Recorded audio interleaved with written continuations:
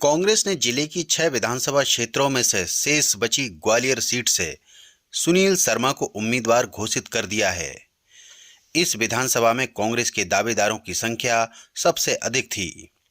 दावेदार अधिक होने के कारण कांग्रेस नेतृत्व को इस सीट पर प्रत्याशी घोषित करने में काफी मशक्कत करना पड़ी। सूत्रों के मुताबिक सुनील शर्मा का नाम तो बहुत पहले फाइनल हो चुका था। आखिरकार सुनील शर्मा का औपचारिक रूप से नाम घोषित होने पर कांग्रेस कार्यकर्ताओं और सुनील शर्मा समर्थकों में काफी उत्साह है। उल्लेखनीय है कि ग्वालियर विधानसभा से उम्मीदवार बनाए गए सुनील शर्मा उपचुनाव में भारतीय जनता पार्टी में गए प्रद्युमन सिंह तोमर के खिलाफ लड़े थे। बहुत कम मतों से हारने के बाद वे लगातार ग्वालियर विधानसभा की जनता के बीच सक्रिय बने रहे। सुनील शर्मा को कांग्रेस से प्रत्याशी बनाए जाने के बाद टाइम्स लुक की टीम उनके विधानसभा क्षेत्र पहुंची तो देखा कि उनके समर्थकों में काफी उत्साह है।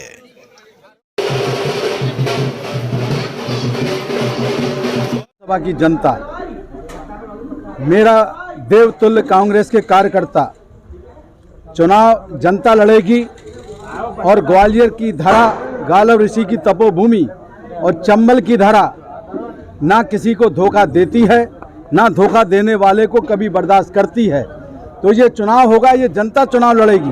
जनता बनाम धोखा, जनता बनाम जनता के साथ जो विश्वासघात किया गया, ये चुनाव जनता लड़ेगी और ये जनता तय कर चुकी है, क्योंकि जनता का जनादेश कांग्रेस पार्टी के साथ था, माननीय कमलनाथ जी के साथ था। तो ये छल कपट की सरकार है और जनता तय कर चुकी है, ये छल कपट वालों को बर्दाश्त नहीं करेगी। बस मैं इतना कहूँगा कि परमात्मा को मैं धन्यवाद देता हूँ और ग्वालियर की जनता को मैं प्रणाम करता हूँ कि उन्हीं के आशीर्वाद की वजह से आज जो मैं इस मुकाम पर पहुँचा हूँ। तो मैं अपने देवतुल्य कांग्रेस के कार्यकर्ता को भी कोटि कोटि नमन करता हूँ और ग्वालियर की जनता को बारंबार प्रणाम करता हूँ। जीत की बात करें तो कितनी जीत की बात करें तो कितना आश्वस्त है, कितनी जीत का मायना मानते हैं? मैंने कहा ना कि सत्य परेशान हो सकता है, पराजित नहीं हो सकता। उपचुनाव में जनता ने सब छल कपट देके जनता इस बार जनादेश और आशीर्वाद कांग्रेस पार्टी को देगी और प्रचंड बहुमत से कांग्रेस पार्टी की सरकार बनेगी और वो सरकार होगी जनता की सरकार, मजदूर की सरकार, युवाओं की सरकार, ठेले वाले की सरकार, गरीब की सरकार, पिछड़े की सरकार, सामान्य की सरकार, बेटियों की सरकार, वो सरकार चुनी जाएगी। विकास के ऐसे कौन से मुद्दे होंगे जिनको लेकर पहुंचेंगे इस बार? विकास, ग्वालियर में विकास हुआ कहाँ है? हाँ, विकास हुआ है भाजपा नेताओं का। ग्वालियर की सड़कों की आप बात करें तो अतुल राठौर युवा पत्रकार की मृत्यु इसी सड़क दुर्घटना में हुई, इन्हीं की नाकामी की वजह से हुई। कल एक ऑटो वाले को मैं देखने गया, उसका ऑटो पलट गया, सड़क उधड़ी पड़ी थी, उसका पैर कट गया। ये कौन की विकास की बात करते हैं? गली गली शराब बेची जा रही है, स्मैक बिच रही है, अपराध चरम सीमा पर है, मेरी बेटियां असुरक्षित है, व्यापारियों के साथ लूट हो रही है, गरीब परेशान है, केवल जनता त्रस्त है, भाजपा के नेता मस्त हैं। प्रदेश में कितनी सीटें लेकर कांग्रेस? प्रचंड बहुमत, ऐतिहासिक बहुमत कमलनाथ जी के नेतृत्व में कांग्रेस पार्टी को मिलेगा। ये मेरा नहीं, ये जनता ने तय कर लिया है। विधानसभा पर बदलाव भी किया गया है। आपने कहा प्रचंड बहुमत के साथ भारतीय जनता पार्टी का आखिरी स्टेप रहता है विधायक खरीद लो, तो आप कैसे कह सकते हैं इस बार ऐसा नहीं होगा? ये खरीदने और बिकने वाले तो चले गए और रेट भी उन्हीं ने बताई थी। 4 दिन पहले प्रद्युमन सिंह जी का बयान है, 4 दिन पहले, कि ये चंबल की माटी है, ये बिकती नहीं है। भाजपा के नेता कांग्रेस के विधायकों को 50-50 करोड़ में खरीदना कोशिश कर रहे हैं और 4 दिन बाद खुद ही चले गए। तो रेट और दर तो प्रद्युमन सिंह जी आप ही ने बताई थी, लेकिन बिकने वाले बिक गए। अब तो कांग्रेस का वो कार्यकर्ता है जिसने ये वो कांग्रेस पार्टी है जिसने देश को आज़ादी दिलाई और कांग्रेस का एक एक कार्यकर्ता कर्मठता के साथ, जनता का आशीर्वाद भी हमारे साथ है और मेरा देवतुल्य कांग्रेस का कार्यकर्ता जी जान से जुटेगा, जनता का आशीर्वाद हमारे साथ होगा, प्रचंड बहुमत की कांग्रेस की सरकार बनेगी और वो सरकार सर्वांगीण विकास करने की वाली सरकार होगी। वो युवाओं की, गरीबों की, माताओं की, बहनों की, बच्चों की वो सरकार होगी। पहले तो केंद्रीय नेतृत्व को धन्यवाद, क्योंकि उनने एक जमीनी कार्यकर्ता को जो 35 साल से विधानसभा में संघर्ष कर रहा है उसको टिकट दिया और इस बार भारी बहुमत से सुनील शर्मा चुनाव जीतने जा रहे हैं, क्योंकि चुनाव मोड पे काम नहीं कर रहे। वो पिछले 3 साल से लगातार जनता के बीच प्रतिदिन जनसंपर्क में हैं, उनके सुख दुख में खड़े हुए हैं और उसी रणनीति के तहत सिर्फ जनता के हाथ से हाथ जोड़ो के तहत हम चुनाव जीतने जा रहे हैं और भारी बहुमत से जीतने जा रहे हैं। मंत्री जी की तो कलई खुल गई। अब क्षेत्र का बच्चा जानता है कि नौटंकी के अलावा उन्होंने विधानसभा को कोई भी सौगात नहीं दी।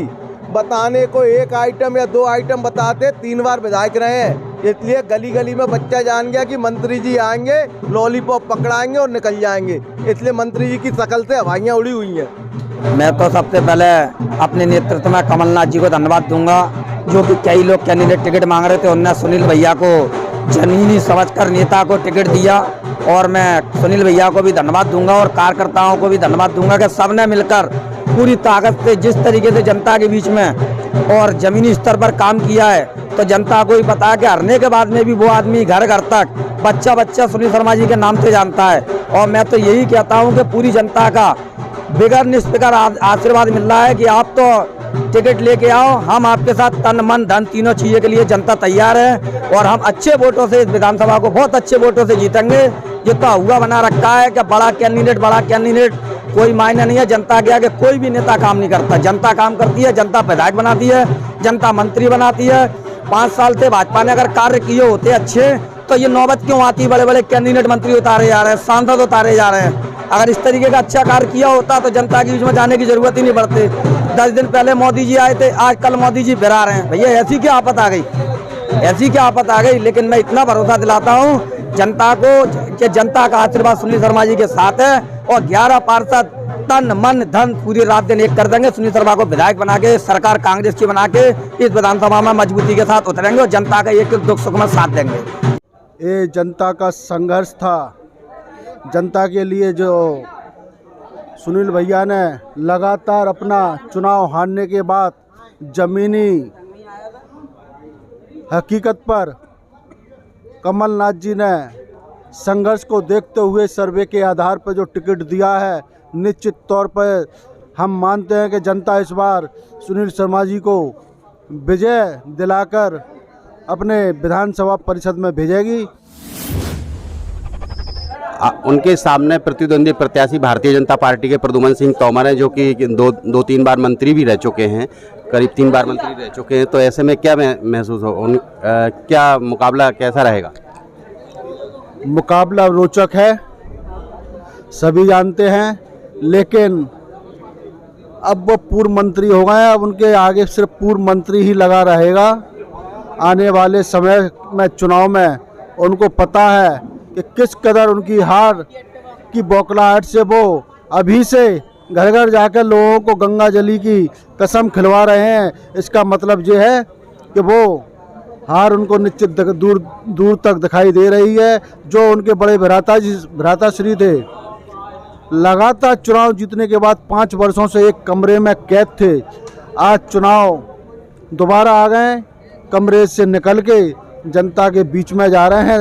एक व्यक्ति के पास में 10-10 बार ढोक लगा रहे हैं, गंगा जली की कसम खिलवा रहे हैं, हनुमान जी की कसम खिलवा रहे हैं। इसका मतलब ये है कि उनको हार तय है।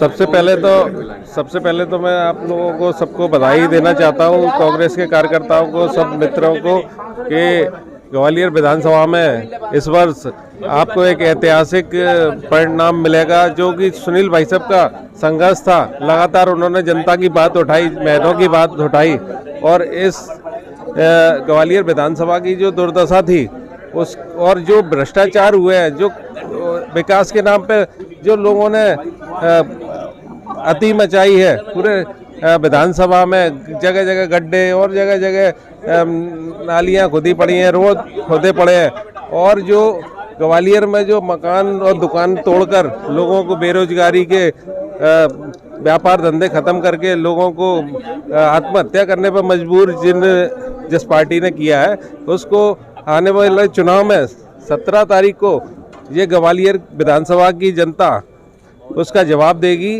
और 2023 के चुनाव में ग्वालियर विधानसभा ही नहीं, ग्वालियर की सारी 6 की 6 सीटें हम जीतने जा रहे हैं और एक ऐतिहासिक परिणाम इस बार देखने को मिलेगा और इन सब अर्जी फर्जियों की, नौटंकीबाजों की विदाई तय है और इस आने वाले चुनाव में कांग्रेस की सरकार पूर्ण बहुमत की सरकार बनने जा रही है।